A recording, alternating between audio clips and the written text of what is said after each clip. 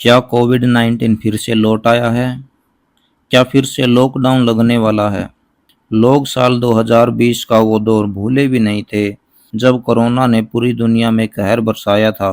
लोग अपनों को खो रहे थे, अस्पतालों में मरीजों का आंकड़ा रुकने तक का नाम नहीं ले रहा था। चारों तरफ भय का माहौल था। लॉकडाउन के अंदर सड़कें थम गई थी, स्कूल, कॉलेज, दुकानें, बाजार सब कुछ बंद हो चुका था। एक तरफ कोरोना की मार थी, तो दूसरी तरफ लोगों का रोजगार भी छिन गया था। चारों तरफ भयानक स्थिति थी। फिर कोविड के लिए वैक्सीन आई, लोगों के अंदर एक उम्मीद जगी और धीरे धीरे जिंदगी वापस पटरी पर लौटी। लोग साल 2020 का वो दौर भूले भी नहीं थे कि कोरोना की इस नई लहर ने एशियाई देशों में फिर से दस्तक दे दी है।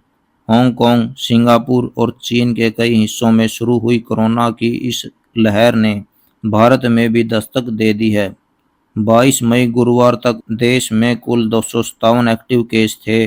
स्वास्थ्य और परिवार कल्याण मंत्रालय के अनुसार भारत में 12 मई से 19 मई के बीच सप्ताह में 164 नए कोविड के मामले दर्ज किए गए हैं, जिससे देश में कुल सक्रिय मामले 257 हो गए हैं।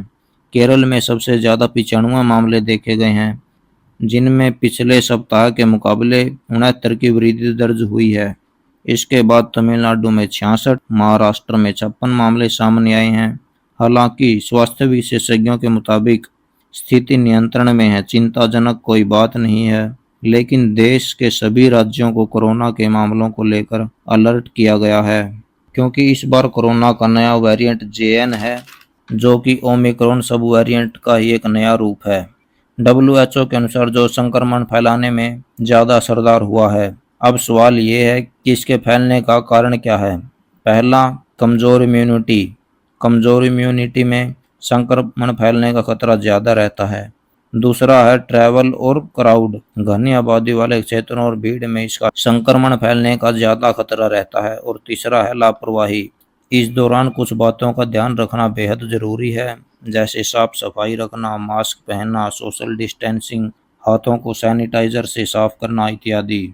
इन सब चीज़ों की लापरवाही की वजह से भी संक्रमण खतरा रहता है।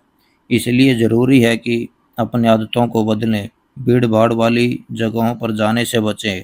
भारत में ICMR ने इसको लेकर लोगों को सतर्क भी किया है और कहा है कि यदि आप सतर्क नहीं रहते हैं तो यह भारत के बड़े शहरों जैसे दिल्ली, मुंबई, चेन्नई, बेंगलुरु यहाँ पर फैल सकता है।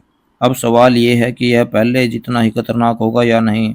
जैसे पिछली बार कोरोना की दूसरी लहर ने जो तबाही मचाई थी, अस्पतालों में ऑक्सीजन की कमी थी और बेड भी नहीं थे। हर रोज हजारों मौतें हो रही थी, जो कि ज्यादा डरावना था। लेकिन स्वास्थ्य विशेषज्ञ बताते हैं कि यह उतना खतरनाक नहीं है जितना डेल्टा 1 वेरिएंट था।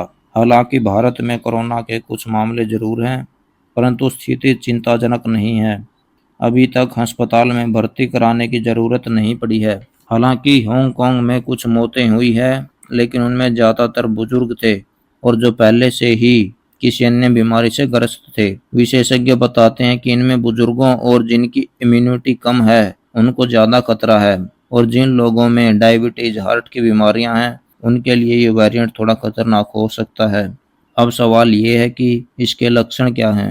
तो इसके लक्षण में सबसे पहला लक्षण ये है कि आपको अगर हल्का बुखार हो या सांस लेने में तकलीफ हो या किसी भी स्मेल का पता ना चले, तो यह इसके लक्षण हो सकते हैं। तो ऐसे में आपको जरूरत है कि अपना और अपनों का ख्याल रखें, और अगर आपको ये लक्षण दिखाई दें तो अपने नजदीकी डॉक्टर से तुरंत मिलें। तो ऐसे में जरूरत है अपना और अपनों का ख्याल रखना, और क्या क्या उपाय किए जा सकते हैं ताकि इससे बचा जा सके। तो ऐसे में जरूरी है कि ज्यादा भीड़ भाड़ वाली जगहों जैसे सिनेमा घर, मॉल, मेट्रो स्टेशन आदि पर ज्यादा जाने से बचें। मास्क का इस्तेमाल करें, सोशल डिस्टेंसिंग का पालन करें और बार बार अपने हाथों को सैनिटाइज करते रहें। अच्छी डाइट लें।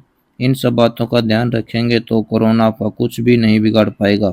और ज़्यादा ज़रूरी है कि अफवाहों से बचें, और जो भी दवाई लें डॉक्टर की सलाह से लें। अपने आप कोई भी दवाई ना लें और अपना और अपनों का ध्यान रखें।